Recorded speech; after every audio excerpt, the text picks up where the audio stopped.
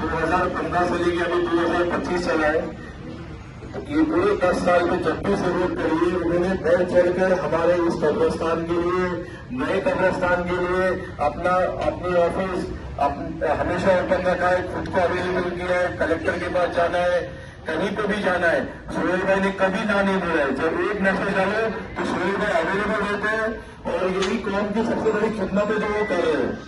ये जो कब्रिस्तान है ये वडाला, सिवड़ी, यहाँ पर संगम नगर टोटल 3 लाख मुसलमान की आबादी को ये रिप्रेजेंट करता है। तो ये कब्रिस्तान 80,000 स्क्वायर फीट का है। तो लगभग ये कब्रिस्तान आज मेंटेन है, इसकी मेहनत सभी मुसलमान को आती है। कोई कमेटी नहीं होती है भाई, हर मुसलमान कब्रिस्तान का कमेटी मेंबर है, क्योंकि हर किसी को नहीं जाना है। ठीक है, तो हर किसी का फर्ज है कि कब्रिस्तान को मेंटेन करे। अब हम लोग ने ये फरवरी में स्टार्ट किया था, छोटी सी बुनियाद रखी थी, यहाँ पर एक खाली जगह थी, जो गुस्ल खाने के लिए रूम था वो लगभग 80 स्क्वायर फीट से भी कम था। उसमें क्या हुआ, मतलब लेडीज जब आती थी तो एक ही गुस्ल खाने का पाटिया था। तो बस ऐसे डिस्कस करें, इसे स्टार्ट किए फरवरी और आज नवंबर है। तो बहुत शॉर्ट टाइम पे ये आप लोग की मेहनत है, आप लोग ने जो बढ़ चढ़ के हिस्सा लिया, जो हिसाब से ये टीम वर्क चला, ये 13 से 14 लाख का स्ट्रक्चर, आरसीसी स्ट्रक्चर इतने जल्दी कंप्लीट हुआ। उसी तरह ये जो इस कब्रिस्तान अगर सच में कोई हकदार है तो वो है कब्रिस्तान की कब्र खुद। अगर वो ना हो तो यहाँ पे बॉडी रखी रहेगी और हम कुछ नहीं कर पाएंगे। तो वो 8 साल से 20 रोड पे 20 रास्ते में रह रहे थे, उनके लिए हमने, हमारी कमेटी ने, आवाम ने जो हमें सपोर्ट किया वो जाके आज मुकम्मल हुआ है। तो इंशाल्लाह कब्रिस्तान की ये सब जरूरत है जो हमें बहुत जरूरत थी, जिसमें आप लोग ने बढ़ चढ़ के हिस्सा लिया। इसमें बहुत लोग हैं हिस्सा लेने वाले, काफी लोग हैं जो मतलब आ नहीं पाए या नहीं आ पाए, क्योंकि बहुत मुंबई से नहीं, मुंबई के बाहर से भी लोगों ने हिस्सा लिया है। तो इसी तरह आज जो कब्रिस्तान 80,000, हमारी सबसे बड़ी मेहनत ये बनाना नहीं है, ये आज लोगों को दिख रहा है कि भाई ये मेहनत है, ये बन गया। लेकिन जो कब्रिस्तान के अंदर सबसे बड़ी मेहनत थी कि अभी तक 42 गाड़ी पत्थर निकाले गए, हम लोग उसका रिकॉर्ड रख रहे। 42 गाड़ी पत्थर, पहले लोग जो जूने लोग उनको पता होगा कि जब कब्रों के पास जाते तो पत्थर छुपते थे। तो अभी 42 गाड़ी, हर सुबह में एक एक्टिविटी होती है जिसमें रोज 10 अरमना पत्थर निकाले जाते 2 दिन। तो वो 42 गाड़ी पत्थर, तो कैसे पहले की जो भराई होती थी वो कैसे नहीं होती थी, अब जाके वो अपग्रेड हो गए, भराई अच्छी हो गई है, मुरुम डाला जाता है या फिर वो जो सैंड है वो डाला जाता है। तो सबसे बड़ी मेहनत और खिदमत अंदर थी। ये लोगों को इसलिए दिख रहा है कि गेट के सामने, क्योंकि नमाजी आ रहे, यहाँ नमाज पढ़ रहे, यहाँ से जा रहे, अरे भाई काम हो रहा, नहीं, असली खिदमत अंदर है। हर गली में 15 से 20 प्लग पॉइंट दिए गए ताकि जनाजा आए तो आदमी प्लग लगाए, कहीं पे भी कब्र में उजाला नहीं हो। तो ऐसी बहुत सी एक्टिविटी अंदर की गई है। तो मैं चाहूंगा ऐसी जो हिसाब से आप लोगों ने इतना बढ़ चढ़ के हिस्सा लिया है, ये गुस्ल खाना तैयार हुआ है, ये जनाजा नमाज शेख तैयार है अपना, ये स्टाफ रूम, लेबर रूम तैयार हुआ है, और जो बुजुर्गान दीन की बारगाह तैयार हुई।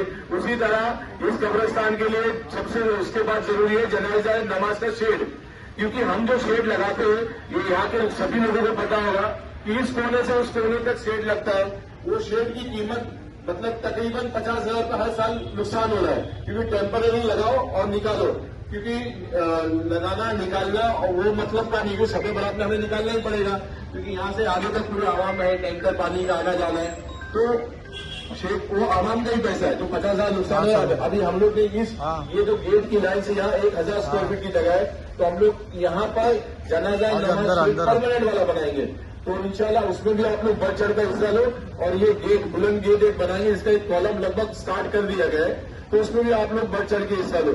इसमें सभी लोग शामिल है। इस वडाला की सभी मिट्टी के, वडाला है, शिवड़ी है, यह संगम नगर के बहुत बड़ा पट्टा, ये एक ही कब्रिस्तान है।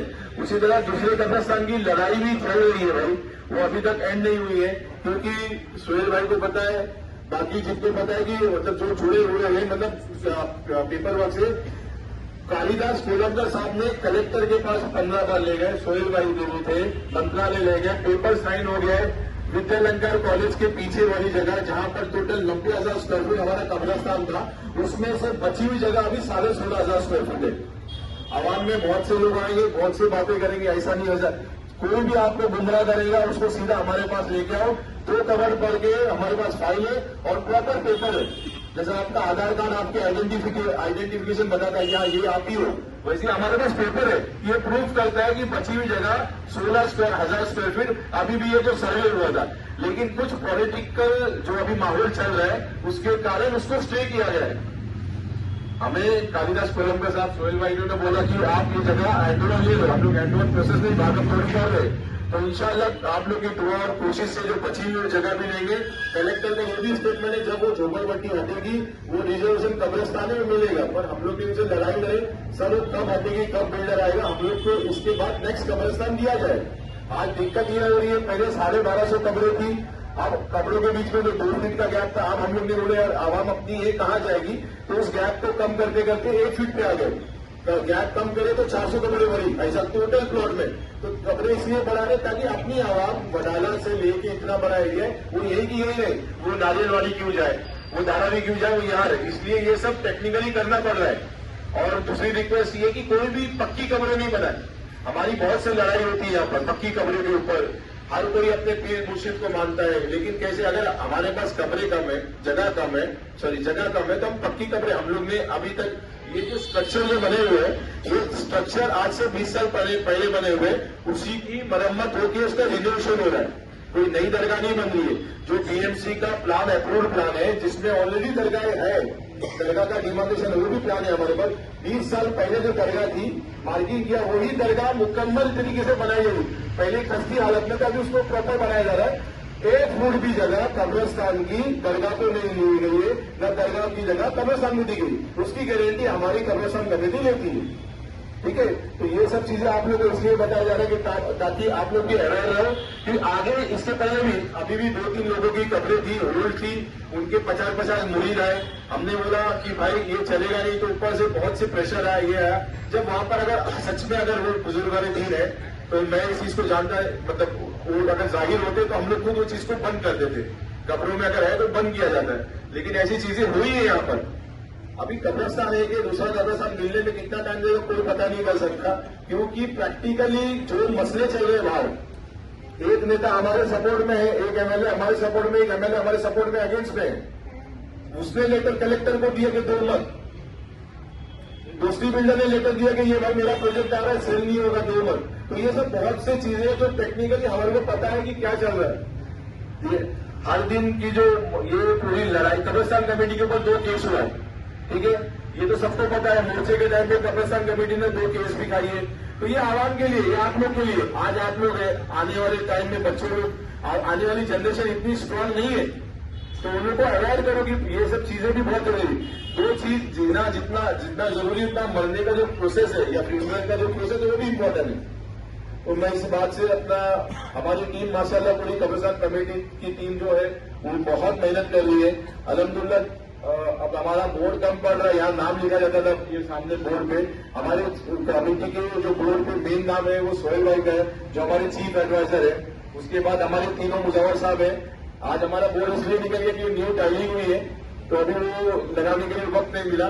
हमारे काजिम भाई है जो एडवाइजर है, शबीर भाई है जो एडवाइजर है, ऐसे हमने सभी को लिया हुआ है। महमूद भाई हमारे सदर है। तो हम लोग चाहते हैं कि ये एक ऐसा प्लेटफॉर्म है जहाँ पे सब यूनाइट हो, एक साथ हो, और अल्हम्दुलिल्लाह यहाँ पे सब एक साथ होते हैं कि जितनी मेन शख्सियत सब मौजूद होती है। तो मैं इसी बात को खत्म करता हूँ। मैं इमाम साहब से चाहता हूँ कि 2 बातें वो भी बोले और फिर एक छोटी सी फातिहा होगी।